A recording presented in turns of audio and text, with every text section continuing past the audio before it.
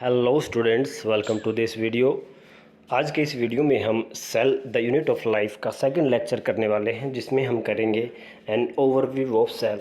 इससे पहले के लेक्चर में हमने जाना था कि सेल को हम बेसिक यूनिट ऑफ लाइफ क्यों बोलते हैं और इसकी हिस्ट्रीज़ के बारे में कि भाई किसने इसकी डिस्कवरी की थी, लिविंग सेल को किसने देखा। उसके बाद हमने सेल थ्योरी के बारे में बात की और फाइनल शेप जो सेल थ्योरी को दिया, यानी रुडोल्फ विर्चो जो साइंटिस्ट रहे हैं उनके बारे में बात की, जिन्होंने कहा था ओमनिस सेलुले ई सेलुला। तो आज के इस वीडियो में हम जानेंगे एन ओवरव्यू ऑफ सेल। तो चलिए स्टार्ट करते हैं। You have already observed cells in an onion peel और ह्यूमन चिक। तो आपके स्कूल के अंदर पिछली क्लासों में एक्सपेरिमेंट किए गए होंगे, जिसके अंदर ओनियन पील और ह्यूमन चिक सेल्स को माइक्रोस्कोप के अंदर देखा गया था। Let us recollect there structure. तो उनके स्ट्रक्चर्स को थोड़ा याद करने की कोशिश करते हैं। The onion cell which is a typical plant cell has a distinct cell wall as its outer boundary and just within it is cell membrane. तो जो ओनियन सेल होता है, जो कि प्लांट सेल है, तो प्लांट सेल की जो आउटर बाउंड्री होती है उसको हम कहते हैं सेल वॉल। तो उनके एक आउटर बाउंड्री है सेल वॉल, और सेल वॉल के बाद क्या है, सेल मेम्ब्रेन है। The cell of the human cheek have an outer membrane as the delimiting structure of the cell. लेकिन अगर ह्यूमन सेल यानी एनिमल सेल की बात किया जाए तो उसके अंदर जो आउटर मोस्ट मेम्ब्रेन है वो क्या है, आपकी प्लाज्मा मेम्ब्रेन यानी सेल मेम्ब्रेन ही है। Inside each cell there is a membrane bound structure called nucleus. हर एक सेल के अंदर मेम्ब्रेन बाउंड, प्रॉपर मेम्ब्रेन से बाउंड किया हुआ स्ट्रक्चर है, जिसको हमने कहा nucleus. This nucleus contains the chromosome. Nucleus के अंदर क्रोमोजोम्स होते हैं, which in turn contains the genetic material. तो आपका न्यूक्लियस है, न्यूक्लियस के अंदर क्रोमोजोम्स है और क्रोमोजोम्स या आपका जेनेटिक मटीरियल है, जो कि मेनली डीएनए होता है।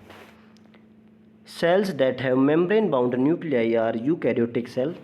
तो जिनके केस में मेम्ब्रेन बाउंड न्यूक्लियस प्रेजेंट होता है उसको हम कहते हैं eukaryotic cell, where cells that lack a membrane bound nucleus are called prokaryotic. और ऐसे सेल जिनके अंदर न्यूक्लियस के चारों ओर मेम्ब्रेन प्रेजेंट नहीं होते उसको हम कहते हैं prokaryotic cell. In prokaryotic and eukaryotic cell, a semi-fluid matrix called cytoplasm occupies the volume of the cell। तो चाहे आपका प्रोकैरियोटिक सेल हो चाहे यूकैरियोटिक सेल हो, दोनों के अंदर ही जो सेल मेम्ब्रेन और न्यूक्लियस के बीच के जो भी लिक्विड प्रेजेंट होता है, सेमी फ्लूइड मैट्रिक्स बोला गया है। तो जो सेमी फ्लूइड मैट्रिक्स है उसको हम कहते हैं cytoplasm. The cytoplasm is the main area of cellular activities in both plants and animals। चाहे प्लांट का सेल हो चाहे एनिमल का सेल हो, जो आपकी मेन एक्टिविटीज़ हैं, जो भी सेलुलर एक्टिविटीज़ हैं, जो भी मेटाबॉलिज्म है, जो भी सेल ने फंक्शन करने हैं, वो सभी इसी साइटोप्लाज्म के अंदर होते हैं।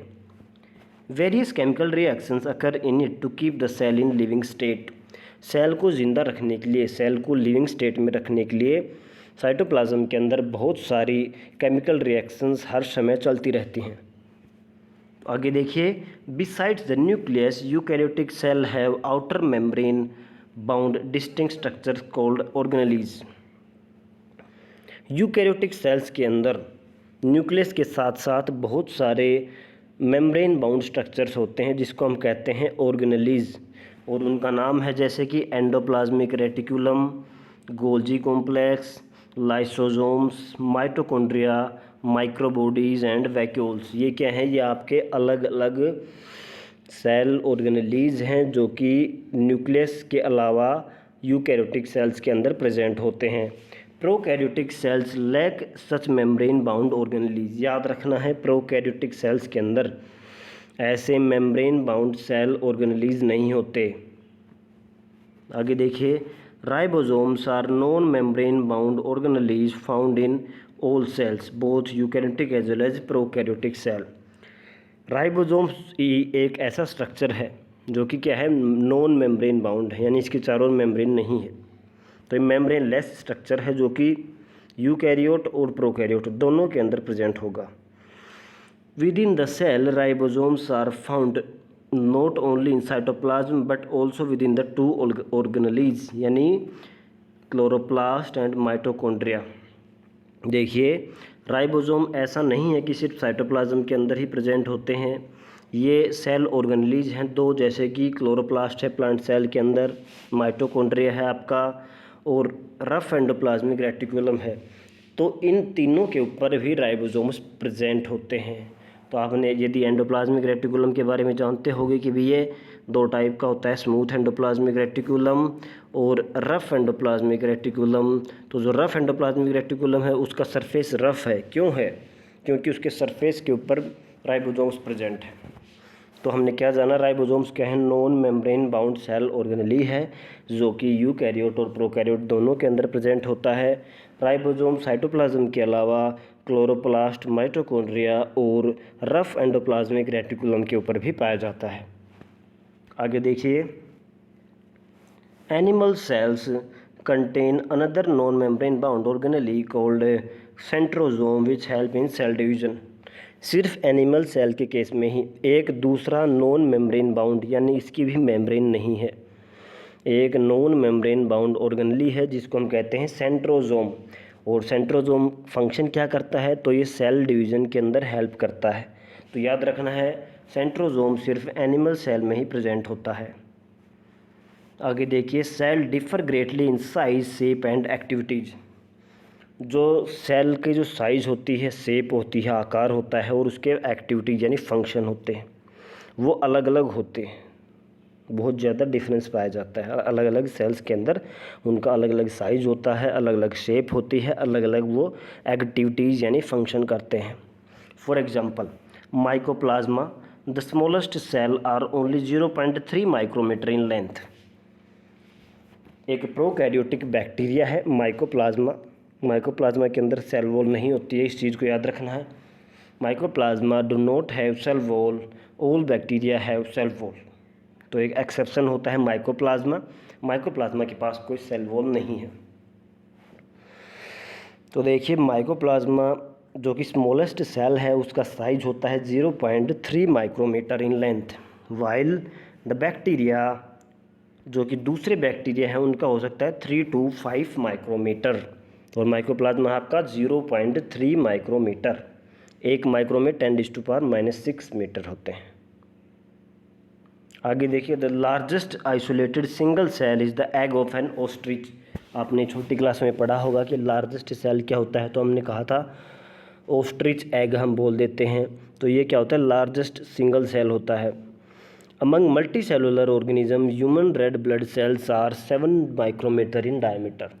अगर हम मल्टी सेलुलर जैसे कि ह्यूमंस की बात करें तो उसके अंदर रेड ब्लड सेल यानी आरबीसी का साइज 7 माइक्रोमीटर होता है। आरबीसी का size 7 micrometre in diameter, total diameter 7 micrometre का है। Nerve cell are the longest cell. Nerve cell जो होते हैं जैसे कि ब्रेन के सेल्स होते हैं, न्यूरॉन्स बोलते हैं, वो क्या हैं? आपके लॉन्गेस्ट सेल्स हैं। Cells also very greatly in their shape. Shape मतलब आकार, सेल का जो आकार होता है उसका भी साइज अलग अलग हो सकता है। They may be disc like, polygonal, columnar, cuboid, thread like और इवन इर्रेगुलर। ये इनकी अलग अलग शेप बताई गई हैं। डिस्क शेप हो सकता है, पॉलीगोनल हो सकता है, कोलुमनार हो सकता है, कॉलम लाइक, क्यूबॉइडल हो सकता है, थ्रेड लाइक हो सकता है, और इर्रेगुलर शेप का भी हो सकता है।